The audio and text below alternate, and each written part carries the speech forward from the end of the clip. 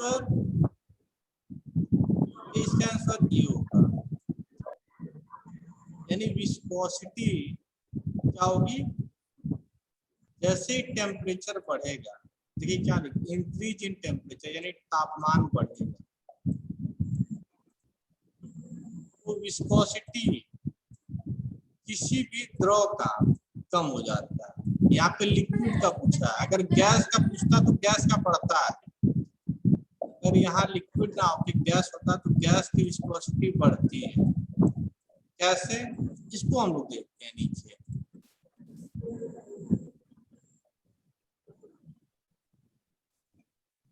देखिए ये आपका डायग्राम, इधर विस्कोसिटी है और इधर तापमान, ऐसे तापमान बढ़ेगा, इधर ऐसे विस्कोसिटी बढ़ेगा। देखिए जैसे जैसे तापमान इधर बढ़ रहा है, देखिए लिक्विड की विस्कोसिटी थोड़ी कम होती जा रही है, ऐसे नीचे की तरफ, यानी नीचे की तरफ बढ़ रही है, और गैस की विस्कोसिटी बढ़ रही है। गैस क्यों, तो इसको समझिए क्या कारण है, विस्कोसिटी क्यों होता है, सबसे पहले इसे समझना होगा। विस्कोसिटी क्या होता है पहले यही बता दीजिए, कोई बताएगा विस्कोसिटी क्या होती है? एनीवन? What is viscosity? श्यानता क्या होती है?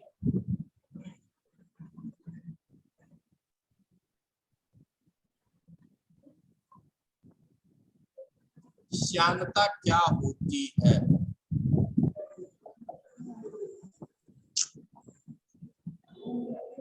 एनीवन? भाई पहला एक चैप्टर आप लोगों को नहीं पता है। The measure of a fluid resistant to flow. सही है आप। देखिए resistance to flow, measure of resistance to flow या रेजिस्टेंस टू फ्लो, यानी देखिए यहाँ पे पानी बह रही है, सही है सर। हाँ सही है, कुछ हद तक सही है। देखिए पानी बह रही है तो पानी ऐसा नहीं है कि एक साथ बहती है, पानी में क्या होता है, ऊपर वाला जो होता है वो काफी तेजी से बहता है, नीचे वाला रुका होता है। क्यों? क्योंकि नीचे क्या होता है, यहाँ पे मानिए लोहे का प्लेट है या मिट्टी है, नीचे मिट्टी है, ऐसे जो दिख रहा है मिट्टी है या ग्राउंड है, तो जो पानी इस ग्राउंड के सटा हुआ होता है वो बहुत धीरे जाता है, बहुत धीरे जाता है। पता क्यों जाता है? क्योंकि फ्रिक्शन, घर्षण, ये जो जमीन होता है ना इस पानी पे एक विरोध करता है। क्यों? जैसे जमीन पे गाड़ी चलती है तो उसका एक विरोध करता है फ्रिक्शन, सेम वैसे यहाँ पे भी फ्रिक्शन लगता है। दूसरी बात होती है कि एक कोहेशन बल होता है और एक एडहेशन बल होता है। कोहेशन बल क्या होता है पता है? आसंजन यानी स्वसंजन कहते हैं, स्वसंजन बल। जब पानी के कणों के बीच में सेम है, जैसे पानी है, पानी के कण है, दोनों के बीच में एक बल लगता है, उसे क्या कहते हैं? स्वसंजन या कोहेशन। और एडहेशन क्या होता है? जब पानी और धरती, यहाँ मानो पानी के कण है, नीचे धरती है, इन दोनों के बीच में एक आपसी में एक बल लगता है, अट्रैक्शन लगता है, उसे क्या कहते हैं? एडहेशन। यहाँ पे देखिए क्या होता है, दोनों के बीच पानी और नीचे जो मिट्टी है उसके बीच में एक एडहेशन फोर्स लगेगा। एडहेशन मतलब दोनों के बीच में एक अट्रैक्शन होगा, जैसे चुंबक होता है लोहे खींच लेता है, वैसे ही एक अट्रैक्शन लगता है। उसकी वजह से क्या होता है कि इस पे एक बल लगा था जिससे पानी धीरे धीरे रुकने लगता है, ये तो फ्रिक्शन हो गया। फिर क्या होता है, यहाँ पे पानी कई लेयर में बह रहा है, ऊपर वाला लेयर तेजी से बहता है, नीचे वाला थोड़ा स्लो बहता है, उसके नीचे वाला और स्लो बहता है। तो वेलोसिटी ऐसे होती है, कुछ प्रोफाइल होता है, अगर देखा जाए वेलोसिटी की प्रोफाइल तो ऊपर सबसे ज्यादा होगा ऐसे, और नीचे आते आते वेलोसिटी कम हो जाएगी, यानी ऐसे ये वेलोसिटी की प्रोफाइल है, ऊपर ज्यादा रहेगा, नीचे जाते जाते कम हो जाएगा। क्यों हो रहा है? क्योंकि विस्कोसिटी के कारण। विस्कोसिटी क्या करता है? पानी के बहाव को, पानी के बहाव को रोकता है, उसे ही कहते हैं विस्कोसिटी। क्यों होता है? तो वो पानी और पानी के कण में जैसे मानो ये पानी का कड़ है, ऊपर वाला लेयर है, सबसे ऊपर वाला लेयर, उसके नीचे पानी का एक और लेयर है, उसमें भी पानी के कड़ है। इन दोनों कड़ों के बीच में क्या होगा, एक बल लगेगा जिसे कहेंगे ससंजन बल। ये बल क्या पानी को आगे बहने देगा? नहीं बहने देगा। क्यों? क्योंकि एक बल है। तो अब आप समझो कि हाथ पकड़े हुए, ऊपर आपका एक दोस्त है बाइक से जा रहा है, आप भी एक नीचे आप दोस्त का हाथ पकड़ ले यहाँ से, तो अगर ऊपर वाला तेजी से बह रहा है तो ऊपर जाएगा। जैसे सोचिए बाइक से, दो लोग बाइक से हैं, एक वाला स्लो चल रहा है, नीचे वाला स्लो चल रहा है, ऊपर वाला फास्ट चल रहा है, दोनों लोग हाथ पकड़े हुए एक दूसरे का, तो क्या होगा, ये इस पे धक्का लगाएगा, ये इसको वापस खींचेगा, ऊपर वाले को जो तेजी से चल रहा है उसका अवरोध करेगा, यानी रोकने की कोशिश करेगा। वही होता है हमारी विस्कोसिटी। सिंपल। वैसे ही जैसे कि आप लोग रोड पे, दो बाइक पे आप लोग, ऐसे रोड है, आप लोग बाइक से चल रहे हैं, एक बाइक तेजी से चल रही है, एक बाइक धीरे चल रही है, लेकिन आप लोग दो मित्र हैं, दोनों लोग हाथ से यहाँ पकड़े हुए हैं बीच में, तो जो फास्ट चल रहा हो तो तेजी से खींचने की कोशिश करेगा, लेकिन जो स्लो चलेगा वो क्या करेगा, अवरोध करेगा, अवरोध यानी रोकने की कोशिश करेगा। इसी को कहते हैं विस्कोसिटी, यानी गति को रोकने की कोशिश करना। ये पानी के लेयर के बीच होता है, समान जैसे द्रव के बीच होता है। अगर द्रव और सॉलिड के बीच होता तो फ्रिक्शन कह देते हैं, लेकिन यहाँ पे द्रव और द्रव के बीच हो रहा है, इसलिए इसको विस्कोसिटी कह देते हैं।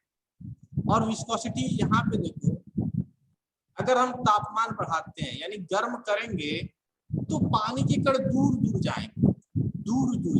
जैसे हम बताए ना, आयतन बढ़ता है, किसी भी बर्तन में जल है या कोई भी चीज, उसको जब गर्म करते हैं ऐसे हीट देके तो उसका आयतन बढ़ता है। आयतन बढ़ने का मतलब ये हुआ कि जो पानी के कण है दूर दूर जाएंगे। जब दूर दूर जाएंगे तो उनके बीच में जो बांड था वो कमजोर होगा। जब कमजोर होगा तो क्या होगी, श्यानता कम होगी। यही कारण है पानी के कण दूर चले गए तापमान बढ़ने की वजह से, तो क्या होगा, श्यानता आपकी कम हो जाएगी। ये पानी के लिए था। और गैस में ठीक उल्टा होता है, कैसे, इसको भी समझते हैं। देखिए गैस में क्या होती है, गैस में जो कण होते हैं ना, उनका वेग होता है पानी की तरह। जैसे लोहे में जो कण होते हैं तो सॉलिड, तीन प्रकार का होता है, एक सॉलिड होता है, एक लिक्विड होता है, एक गैस होता है। सब में कण पाए जाते हैं। सॉलिड के कण हैं वो अपने जगह पे फिक्स ही रहते हैं, बहुत वाइब्रेशन करेंगे तो बहुत ही, मतलब आंखों से देखा नहीं जा सकता, इतना कम वाइब्रेशन करेंगे। लिक्विड के कण होते हैं तो ये पानी के अंदर ही थोड़ा सा इधर उधर जा सकते हैं, लेकिन गैस के कण जितना एरिया मिलेगा वहां तक जा सकते हैं, यानी इनमें वेलोसिटी बहुत ज्यादा होती है, यानी इनमें कण बहुत तेजी से यहाँ से यहाँ कहीं भी जा सकते हैं।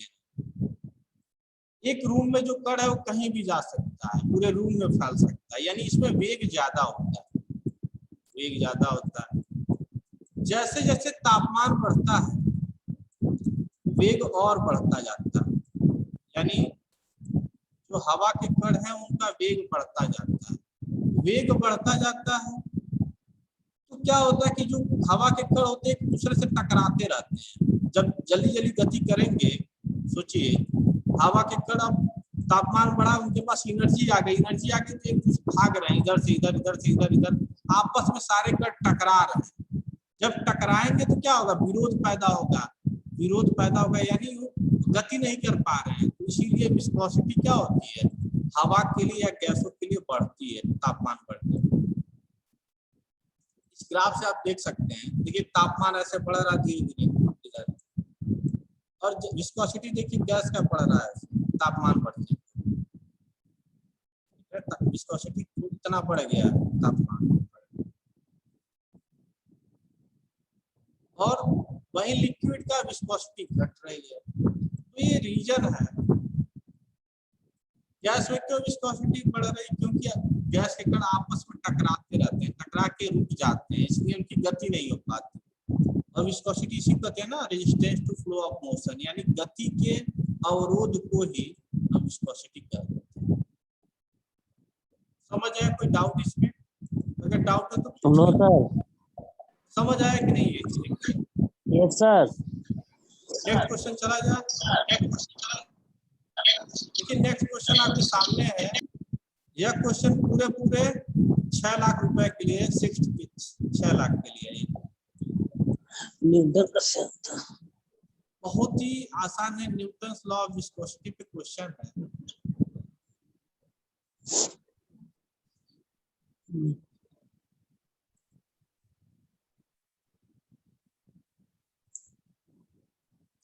इस समय वही बच्चे आते हैं जो सच में पढ़ने वाले हैं। बहुत खुशी होती है जो बच्चे शाम तक पढ़ते हैं या सच में पढ़ने में सर ए होगा क्या? और कोई एनीवन?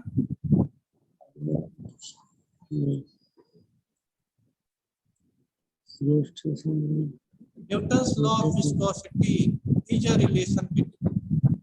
न्यूटन का सांता का नियम पढ़े थे ना, क्या होता सर मेरा ए होगा। और कोई?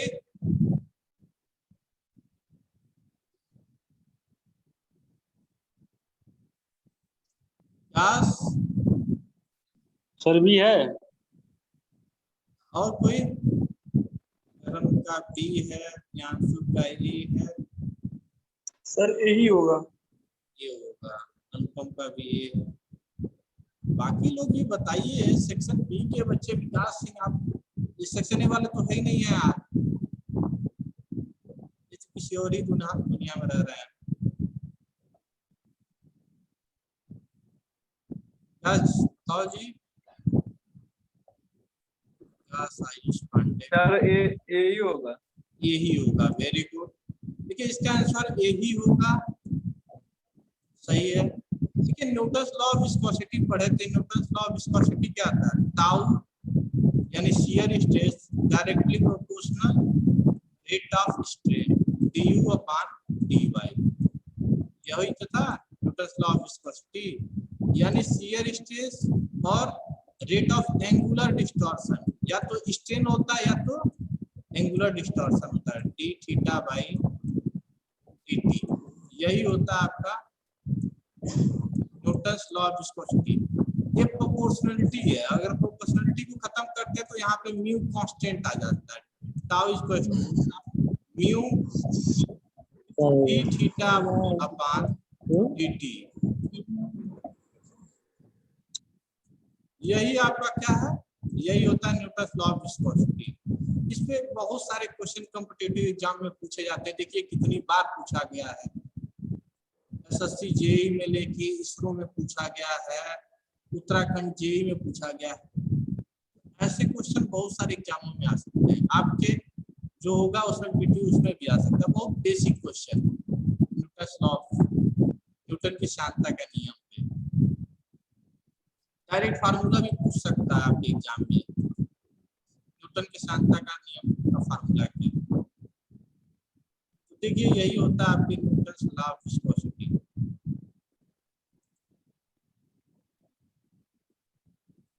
देखिए टाउ बराबर म्यू dv बाई dy लिखिए, या tau is directly proportional to d theta dt।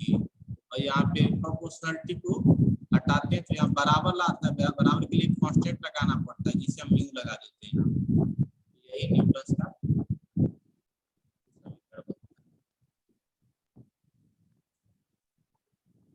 यहाँ से आप समझ सके। देखिए ये पानी बह रहा है, यहाँ पे दिखाया गया कैसे पानी बह रहा है ऐसे ऐसे, और यहाँ दिखा रहा है कैसे वेलोसिटी ऊपर बढ़ता जाता है। देखिए यहाँ पे ये जीरो वेलोसिटी लाइन है, इसको कहेंगे जीरो वेलोसिटी लाइन। और ऊपर देखिए इतना ज्यादा वेलोसिटी, यानी बहुत ज्यादा धीरे धीरे वेलोसिटी कम होती जाती है। ऐसे ये किसी नदी में बहाव को दिखाया गया। नदी में कैसे पानी बहता है या नाले में, ऊपर की वेग बहुत ज्यादा होता है, फिर धीरे धीरे विस्कोसिटी के कारण धीरे धीरे वेलोसिटी नीचे की तरफ कम होता जाता है। सबसे नीचे वाला लेयर शून्य वेलोसिटी होता है। जो जमीन से पानी एकदम सटा होता है वहां की वेलोसिटी शून्य होती है, यानी जीरो होती है। जो एकदम जमीन से सटा होगा, एकदम पता नहीं चलेगा, एकदम लास्ट लेयर होगा, वो उसकी वेलोसिटी जीरो होती है। धीरे धीरे वेग बढ़ता जाएगा और सबसे ऊपर के लेयर पे वेलोसिटी सबसे ज्यादा होती है।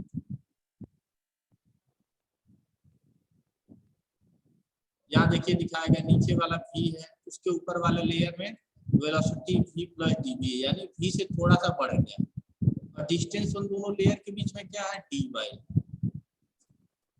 डिस्टेंस दोनों के बीच में dy है, और यहाँ पे v वेलोसिटी यहाँ ऊपर वाले पे v प्लस dy है। तो यहाँ से क्या चेंज इन वेलोसिटी आ रही है, dv अपॉन dy, और ये किसके प्रोपोर्शनल होगा, ये आपके शियर स्ट्रेस टाउ के प्रोपोर्शनल होगा, यही से आया है। और प्रोपोर्शनलिटी बताने के लिए म्यू लगा दिया गया है। अगर एंगुलर रिफॉर्मेशन में भी देख सकते हैं, इसको नोट्स भेज देंगे, एक बार देख लीजिएगा। नेक्स्ट क्वेश्चन आपके सामने है, उत्तराखंड जेई में आया हुआ, ये 7 लाख के लिए है, 7 लाख रुपये। Compressibility is equal to, compressibility को बीटा से रिप्रेजेंट करते हैं, संपीड़ितता बराबर होता है, फार्मूला हम लोग पढ़े थे, कंप्रेसिबिलिटी बीटा बराबर, एनीवन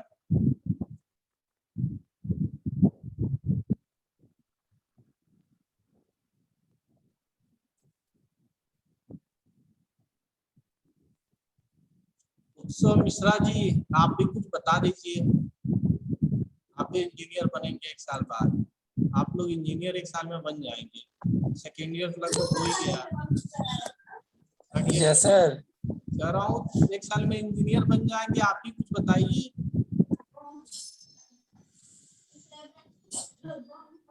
बाकी विकास सिंह, बाकी भी लोग हैं, आयुष पांडे,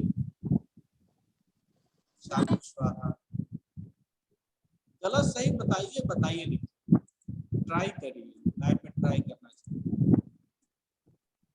कंप्रेसिबिलिटी, संपीड़ितता किसके बराबर होता है बताइए, यही पूछते हैं आपके एग्जाम में, तो क्या बताएंगे। देखिए उत्तराखंड जूनियर इंजीनियर के एग्जाम में पूछा हुआ 2008 में,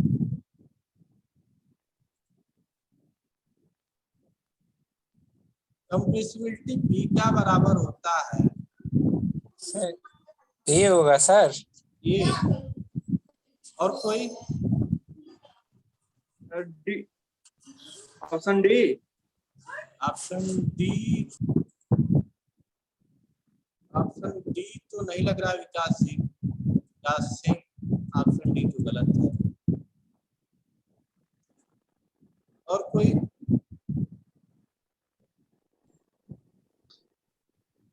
सर यही लग रहा है, यही लग रहा है। उत्सव आप ये बताए थे ना इसके पहले, यस सर, ये बताया था, यही आंसर होगा।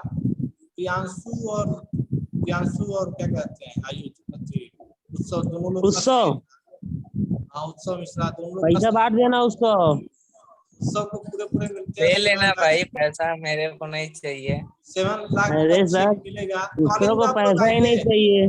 जोड़ के रखिए, 7 लाख का चेक मिलेगा आपको, अपना सर जोड़ मेरा के 1 करोड़ से ऊपर हो गया है। आइए मिलने वाला है नहीं सर, केवल सर काउंटिंग में ही जाएगा, मिलने वाला है नहीं। मिलेगा नहीं, कौन कह रहा नहीं मिलेगा, आप सर कमा जी टैक्स काट के मिलेगा ना, बताओ, कमा के ले लेना, जितना भी कमाना हेलो? है। हाँ सर देखिए सर गए चेक, ठीक है, देखिए कंप्रेसिबिलिटी सर बोल रहे, बोलिए बोलिए बोलिए, देखिए यहाँ से सर अगर मिल रहा हो तो दे दिए सर, हमको जरूरत है पैसे की अभी। आइए चेक दे देंगे हम आपको, कैश नहीं मिलेगा, चेक मिलेगा। अरे सर रियली हम बता रहे हैं, बाउंस चेक दे दीजिए।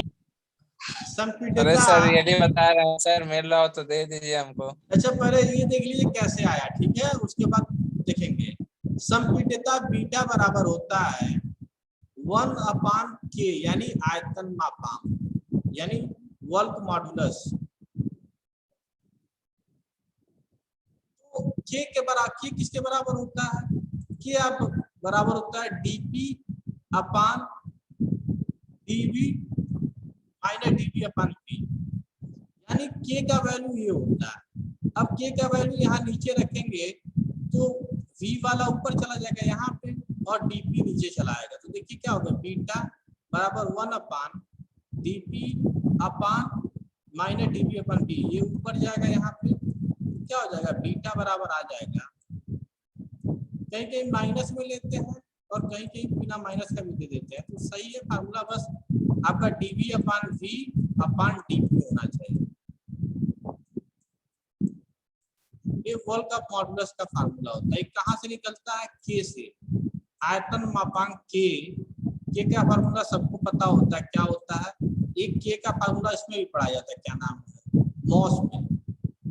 के बराबर होता है dp अपान dv अपान v।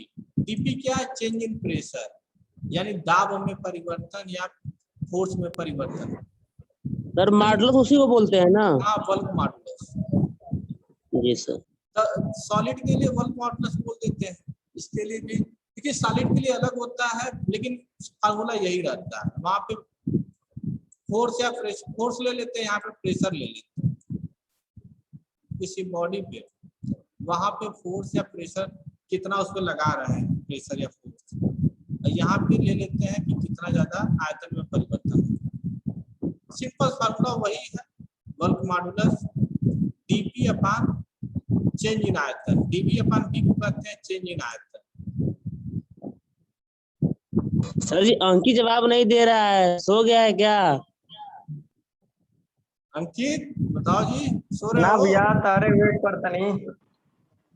आप भी जवाब दीजिए, कहने का मतलब ये है थोड़ा पढ़ाई करिए और जवाब दीजिए। जी सर एकदम।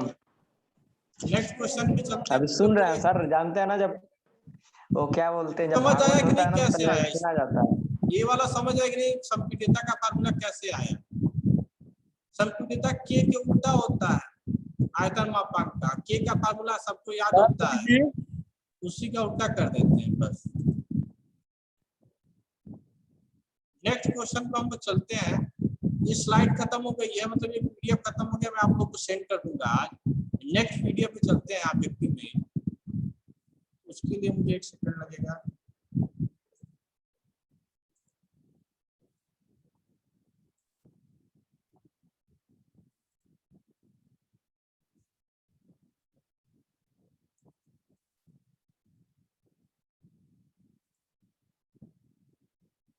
सर ऑफलाइन कब से स्टार्ट होगा?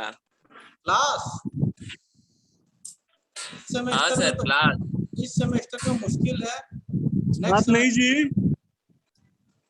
अब चलिए नेक्स्ट सर क्वेश्चन आ गया। सर 4th सेम का पेपर कब होगा? अभी तो देखिए कोई ऑफिशियल नोटिफिकेशन आया नहीं है।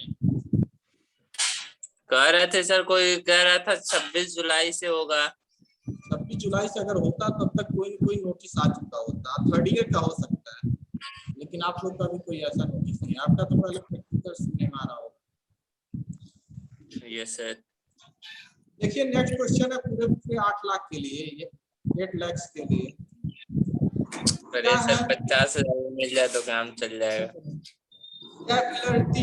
कैपिलरी एक्शन इट्यूब, कैपिलरी होता है ना केशिका क्रिया, केशिका किसके कारण होता है सर? हाँ शायद डी होगा इसका। अनुपम, हाँ सर मेरा भी डी है। और कोई? Sir D. मेरा भी डी है सर। देखिए आंसर इसका डी होगा। और अनुपम को पूरे मिलते हैं 8 लाख रुपए। अनुपम जोड़ के रख लो, एक ही बार चेक मिलेगा, ठीक है? सर आ रहे हैं कॉलेज पे लेने के लिए। जब आप लोग का क्लास चलेगा तो हम चेक काट के क्लास में सबको देंगे, जोड़ के रखे रहिए आप। सर अंकित क्यों नहीं बोला? अंकित को चेक नहीं चाहिए लग रहा है। अंकित को चेक नहीं चाहिए। बोलो अंकित। देखिए कैपिलरी एक्शन क्या होता है, कोई बताएगा? हाँ भैया बोलिए। आंसर दिया करो सर को। अरे एकदम। अंकित बताइए कैपिलरी एक्शन क्या होता है, केशिका क्रिया क्या होती है? केशिका नली। केशिका नली तो होता ही है, लेकिन कैपिलरी एक्शन क्या होता है, केशिका क्रिया क्या होती है? कैपिलरी इसका आंसर मुझे तो बता रहे हैं डायरेक्ट। इसका आंसर बताएं? एसओ तो हो गया कि डी होता, सब कई लोगों ने बता हाँ। दिया। लेकिन एक्सप्लेन कैपिलरी कर एक्शन दो क्या उसके बारे होता है? में। कैपिलरी एक्शन क्या होता है बस ये बताइए। बता रहे हैं। नाला देखे हैं? नाला तो हम देखे ही हैं, बहुत कुछ देखे हैं जिंदगी में। देखिए सर आदमी को मान दिखा लीजिए रहा ना, है। उसमें अरे यार, मतलब बताने दो। हाँ। उसमें के जो लेयर वाइज लेयर जो होता है, हम्म। उसके मतलब उसके बीच में जो मान लीजिए सरफेस टेंशन भी होता है उसमें। देखिए नाला वाला छोड़िए, आप गलत ट्रैक पे ही चले गए हैं। एनीवन सर जी एल्स? पता नहीं कहाँ चला जाता है। नहीं नहीं, नाला वाला का यहाँ कुछ है नहीं। देखिए कैपिलरी जो आप कैपिलरी क्या होता है? पतला सा पाइप होता है, उसी में पानी के उतार या चढ़ाव को ही कैपिलरी एक्शन कहते हैं। कैपिलरी एक पाइप होता है, जैसे पतला सा पाइप, जिसे केशिका कहते हैं, वो पतला सा होता है, ये लगभग 1 सेंटीमीटर से पतला पाइप होना चाहिए। में पानी के या कोई भी द्रव अपने, देखिए मानिए इतना लेवल पानी में था, उसमें डुबो दिया गया इस पाइप में, ये पानी भरा होता है। क्या होता है कि इस पाइप में पानी कभी ऊपर चला जाता है यहाँ पे, और कभी नीचे चला जाता है। वो केशिका नली है, उसमें पानी के ऊपर बढ़ने और नीचे उतरने की क्रिया को ही कैपिलरी एक्शन कहते हैं। माने कोई पतला सा पाइप था, उसको अपने नदी के पानी में या नाले के पानी में डाल दिया, उसमें पानी थोड़ा सा ऊपर चढ़ा गया, उसी को कैपिलरी एक्शन कहते हैं। इसका एग्जांपल, बेस्ट एग्जांपल है जो पानी होता है ना पेड़ों में पानी अपने आप नहीं आता, उसमें पानी चढ़ती है। ऐसे पेड़ के अंदर पतला पतला रेशा होता है, उसी रेशे को पकड़ के पानी धीरे धीरे ऊपर चढ़ता है, पत्तियों तक पहुंच जाता है। जब पत्तियों तक पहुंचता है तो सूर्य का प्रकाश मिलता है, सूर्य का प्रकाश, पानी और जो आपका उसमें पत्ती होती है, तीनों मिलके वहां पे भोजन बनाने का काम करते हैं। तो पेड़ों में भोजन इसी हिसाब से बनता है, जब पानी चाहिए, सूर्य का प्रकाश चाहिए, तो पानी, जितने भी पेड़ है सब में पानी केशिका क्रिया के द्वारा ही ऊपर चढ़ती है। क्यों? क्योंकि पतला पतला रेशा रहता है, छेद रहता है पेड़ के अंदर, मतलब बहुत पतला, आपको आंखों से नहीं दिखेगा, उसी को पकड़ के ऊपर चढ़ता है, जिसे जाइलम कहते हैं। मतलब पूरा छेद होता है ना, उसे जाइलम कहते हैं। उसी के रास्ते पानी ऊपर चढ़ के पत्तियों तक पहुंच जाता है। ये केशिका के, वहां पे आपने मोटर तो लगाया ना ये जमीन के अंदर कि पानी ऊपर पत्तियों तक पहुंच जा रहा है, कैसे? केशिका क्रिया के द्वारा पहुंचता है। यही होता है केशिका क्रिया। सर जी नेट खत्म हो गया। नेट खत्म हो गया, आओ वाईफाई दे दे। अभी थोड़ी मैसेज आ गया सर। तो देखिए कैपिलरी एक्शन 3 वजह से होता है। पहला, कोहेशन ऑफ द बॉडी, यानी जैसे पाइप है, पतला पाइप है, इसको किसी पानी में डुबो दिया गया, इसमें पानी ऊपर चढ़ जाता है थोड़ा सा, मानो यह ऊंचाई तक चढ़ गया। क्यों चढ़ता है? 3 कारण। पहला सरफेस टेंशन, हम लोग सरफेस टेंशन पढ़ लिए, वो भी एक कारण होता है। दूसरा कोहेशन, यानी पानी का कण ही एक दूसरे में फोर्स लगाता है, जिसकी वजह से। तीसरा होता है एडहेशन, यानी जो ये कांच का पतला सा पाइप डाले, वो क्या करता है? पानी को अपनी तरफ अट्रैक्ट करता है, जिससे कि पानी ऊपर की तरफ बढ़ता है। तो तीनों चीज मिलकर कैपिलरी एक्शन को परफॉर्म करते हैं। 10 मिनट और क्लास है, तो 10 मिनट और बस जाइए और नेक्स्ट क्वेश्चन पे चलते हैं। इसका नोट्स भेज देंगे कि इसका क्रिया क्यों होती है और कितने ऊंचाई तक पानी चढ़ेगा, कौन है कि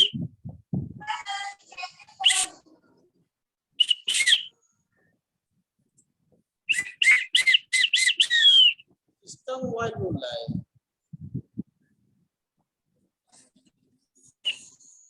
पता नहीं सर कौन है। ये कौन है सर?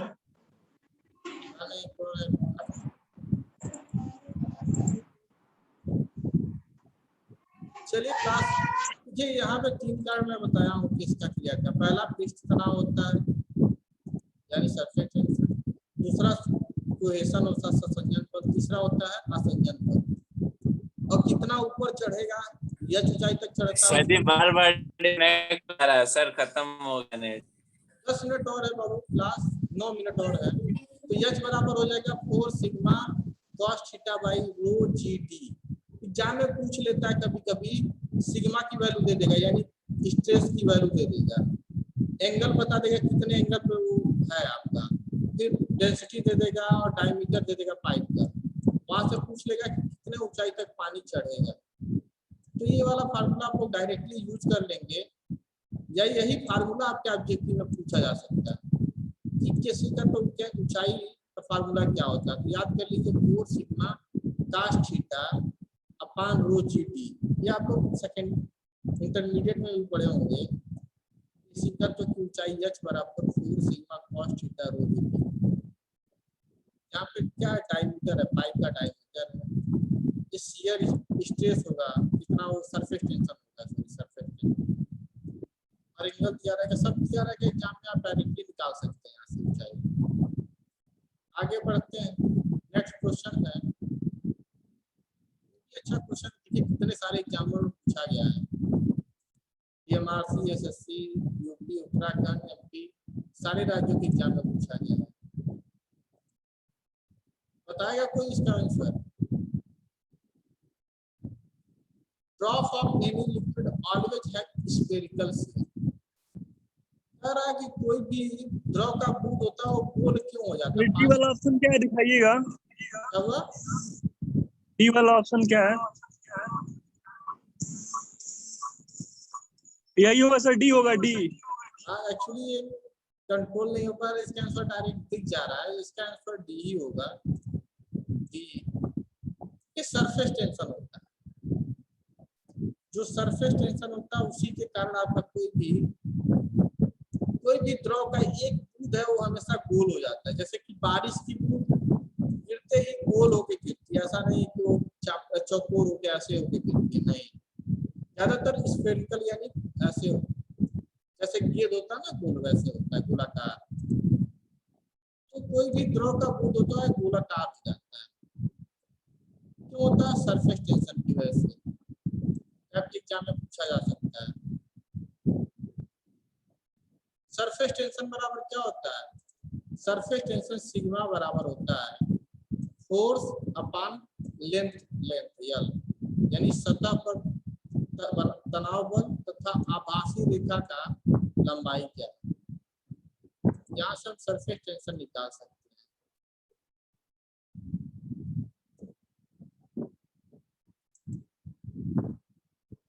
नेक्स्ट क्वेश्चन पे चलते हैं।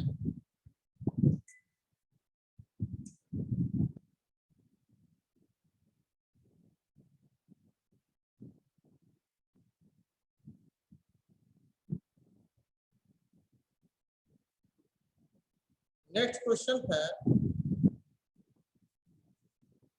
The specific gravity of liquid is usually measured by. अगर हमें स्पेसिफिक ग्रेविटी मापना है तो किस मशीन या किस यंत्र से हम माप सकते हैं? यानी विशिष्ट गुरुत्व, यश, विशिष्ट गुरुत्व जनरली यश से रिप्रेजेंट करते हैं। यश बराबर होता है, सुबह पढ़े हैं, density of the fluid upon density of standard fluid, जो कि वाटर होता है। Option D sir, hydrometer. Hydrometer. Hydrometer, yes sir. Yes, very good. Yes sir. देखिए हाइड्रोमीटर से हम नापते हैं स्पेसिफिक ग्रेविटी, सही बात है, हाइड्रोमीटर से। बाकी चीजें भी हैं, वो अभी हम नीचे देखते हैं कि क्या क्या किया हुआ है। लेकिन डी तो सही था, हाइड्रोमीटर। विकास पैसा कहाँ रखोगे यार? 10 लाख के लिए था, 10 लाख के लिए क्वेश्चन था, ये विकास को मिलते हैं पूरे 10 लाख रुपए। और इसका राइट आंसर डी है। यानी देखिए विशिष्ट गुरुत्व यानी स्पेसिफिक ग्रेविटी को हाइड्रोमीटर से के द्वारा मापा जाता है। और यहाँ पे दिया हुआ था हाइग्रोमीटर। हाइग्रोमीटर क्या मापता है? आर्द्रता मापी करते हैं। क्या करता है? आर्द्रता मापता है। हाइड्रो मतलब होता है जल। जल का क्या नापेंगे हम? जल का तो हमेशा क्या नापेंगे? स्पेसिफिक ग्रेविटी यानी आपेक्षिक घनत्व नापेंगे। तो जल का घनत्व नापेंगे। अगर आर्द्रता होगी यानी हाइग्रो, तो वहां पे आर्द्रता माप। मतलब कहने का मतलब है विशिष्ट गुरुत्व हाइड्रोमीटर से हाइग्रोमीटर से आर्द्रता मापते हैं, कितना वायु में कितनी नमी है। जैसे आजकल आप मौसम विज्ञान पे जैसे जाते हैं, देखते हैं कि बारिश होगा कि नहीं होगा, ये आर्द्रता माप के ही बताया जाता है कि वायु में कितनी नमी है, कितनी आर्द्रता। ये हाइग्रोमीटर मीटर करता है, बताता है कि वायु में 60% नमी है, 50% नमी है, सब इसी से मापा जाता है। थर्मामीटर सबको पता है कि तापमान मापेगा, शरीर का बुखार होता है तो थर्मामीटर डॉक्टर मुंह में आपके डाल देता है और तापमान देख लेता है। लेकिन ये सभी को एक डाउट रहता है कि जो थर्मामीटर हम बुखार मापने के लिए करते हैं, वो डिग्री सेंटीग्रेड में नापता है कि किस में नापता है, कोई बताएगा? क्या सर? जो थर्मामीटर हम लोग बुखार मापने के लिए यूज करते हैं, उसका यूनिट क्या रहता है? डिग्री सेल्सियस में, डिग्री सेल्सियस। यानी अगर आप अपना बुखार नापते होंगे तो लगभग 99 या 100 के आसपास बताता है। 99 से 100 में होगा, और यह फ़ारेनहाइट में बताता है, इसका मात्रक फ़ारेनहाइट होता है। लेकिन कुछ लोग कहते हैं कि हमको बुखार 100 डिग्री का बुखार हुआ है, 100 डिग्री सेंटीग्रेड का जिस दिन बुखार हो जाएगा उस दिन पानी भाप में बदल जाओगे। यानी 100 डिग्री सेंटीग्रेड में क्या होता है कि पानी भाप में बदल जाता है, और आपके शरीर का पानी पूरा भाप में बदल जाएगा 100 डिग्री सेंटीग्रेड पे। 100 डिग्री सेंटीग्रेड नहीं होता, और 100 डिग्री फ़ारेनहाइट होता है। फ़ारेनहाइट होता है। अगर 100 डिग्री हो जाएगा तो आप पानी नहीं, आप भाप में बदल जाएंगे। शरीर में 90% पानी होता है, 90% पानी उड़ जाएगा और भाप बन जाएगा। आपके शरीर में कुछ बचेगा ही, बस हड्डी बचेगा और कुछ नहीं बचेगा। कभी गलती से ये मत कहना कि हमारा बुखार 100 डिग्री सेंटीग्रेड का हुआ है। हम कई बार सुनते हैं कि सारे बच्चे बोलते हैं हमको सर 100 डिग्री सेंटीग्रेड का बुखार हुआ था। अब वहाँ हम क्या कहें कि गधे 100 डिग्री सेंटीग्रेड में जिस दिन बुखार हो जाएगा उस दिन सिर्फ हड्डी बचेगा और कुछ नहीं बचेगा। 100 डिग्री फ़ारेनहाइट में बताता है, 100 डिग्री फ़ारेनहाइट, इसका मात्रक फ़ारेनहाइट। एक पीजोमीटर होता है, पीजोमीटर क्या होता है? ये दाब मापने का काम करता है, ये तो हम लोग पढ़ चुके हैं। नेक्स्ट क्वेश्चन है आपके सामने, इसका आंसर बताइए। Dynamic viscosity of most of the gases with rise in temperature. ये कह रहा है गैसों की विस्कोसिटी क्या होगी जब तापमान बढ़ेगा? बढ़ती है, तापमान सर गैस तो बढ़ जाती है। तापमान बढ़ेगा तो गैस की विस्कोसिटी क्या होगी? बढ़ जाएगी। सर तो बताया जो पीछे ही क्वेश्चन हुआ था। हाँ, उसमें द्रवता था और यहाँ पे गैस का पूछ दिया। देखिए ये भी एसएससी में 2 बार पूछा हुआ है। देखिए इसमें इंक्रीज होता है, जब तापमान गैस का बढ़ता है तो विस्कोसिटी, गैस का तापमान जैसे ही बढ़ेगा तो उसकी वेग बढ़ जाएगी, वेग बढ़ेगी तो आपस में टकराएंगे तो क्या होगा? उनकी गति नहीं कर पाएंगे, रुक जाएगी गति। विस्कोसिटी जैसे ही तापमान बढ़ेगा विस्कोसिटी बढ़ेगी और उनका बहाव रुकने लगेगा।